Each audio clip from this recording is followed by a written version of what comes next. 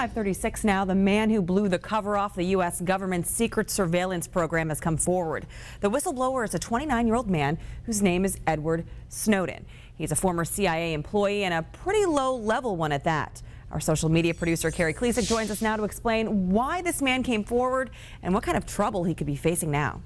Well, Jen, let's first talk about who Edward Snowden is. He's a contracted tech specialist for the NSA and works for the consulting firm Booz Allen Hamilton. Last week, he gave anonymous interviews to several newspapers about previously unknown U.S. surveillance programs. One of those is called PRISM. After the leaks, the government officials have confirmed it exists. Now, Snowden says it's a program that reads and gathers the information of all American citizens from several internet giants, and that includes the likes of Facebook and Google.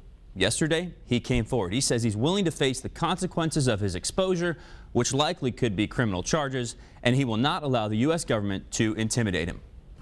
That's a fear I'll live under for the rest of my life, however long that happens to be. You can't come forward against the world's most powerful intelligence agencies and be completely free from risk, because they're such powerful adversaries that no one can meaningfully oppose them. If they want to get you, they'll get you in time. Now, Snowden says there was no single event that caused him to leak this information, but he says he feels that President Obama failed to live up to his promises of transparency. As for the government, the revelation of Snowden's role in the leaks will lead to a massive re-examination of security measures at the CIA and NSA. The government agencies may have to look closely at who they give security clearance to in the future. And on a lighter note of all of this, when Edward Snowden came forward, of course, all the media searched for him on Facebook and Twitter.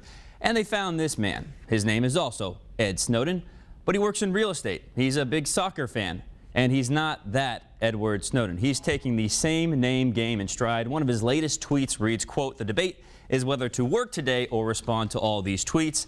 I know nothing about NSA or whistleblowing, so I will stick to selling homes." It may be time to change that Twitter handle. Back to you, Jen. At least he's being a good sport about it. Yes, taking it in stride. Thanks a lot, Carrie. Sure.